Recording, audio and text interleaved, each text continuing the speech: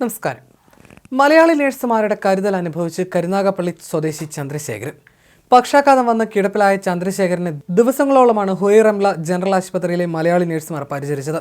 റിയാദിലെ മൽഹം പ്രദേശത്തെ ഒരു സ്വകാര്യ കമ്പനിയിൽ പ്രൊഡക്ഷൻ ഡിസൈനിംഗ് സൂപ്പർവൈസറായി കഴിഞ്ഞ 8 മാസം മുമ്പ് ജോലിക്കെത്തിയ ചന്ദ്രശേഖരൻ റൂമിൽ കുഴഞ്ഞു വീഴുകയായിരുന്നു.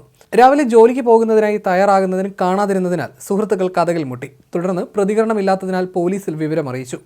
പോലീസ് എത്തി കതക് തുറന്നപ്പോൾ ഒരു വശം തളർന്ന നിലയിൽ കട്ടിലിൽ കിടക്കുന്ന ചന്ദ്രശേഖരനെയാണ് കണ്ടത്. തുടർന്ന് ചന്ദ്രശേഖരനെ സുഹൃത്തുക്കളും പോലീസും ചേർന്ന് ആശുപത്രിയിലെത്തിച്ചു.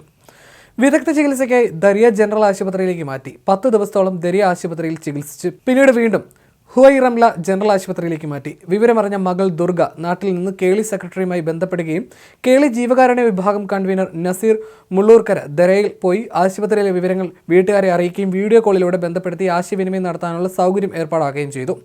തിരക്കേറിയ ദരയ ആശുപത്രിയിൽ നിന്നും തുടർന്നും വേണ്ടത്ര വിവരങ്ങൾ ലഭിക്കാതിരുന്നതിനെ തുടർന്ന് ചന്ദ്രശേഖരന്റെ സുഹൃത്ത് മുഖേന ആശുപത്രിക്ക് സമീപം ജോലി ചെയ്യുന്ന മലപ്പുറം എടവണ്ണ സ്വദേശി അമീർ ആശുപത്രിയിലെത്തി വിവരങ്ങൾ അന്വേഷിച്ചു.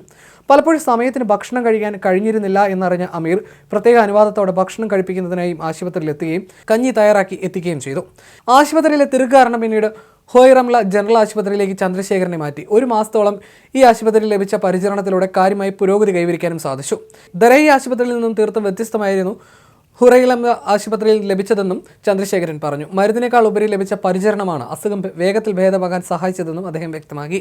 യാത്ര ചെയ്യാനുള്ള ആരോഗ്യം വീണ്ടെടുത്തതിനെ തുടർന്ന് തുടർ ചികിത്സയ്ക്കായി ചന്ദ്രശേഖരനെ നാട്ടിലെത്തിച്ചു. യാത്ര ചെയ്യാനുള്ള വീൽചെയർ രേഖകളും കൂടെ അനുഗമിക്കാനുള്ള യാത്രക്കാരെയും കേളി തരപ്പെടുത്തി നൽകി.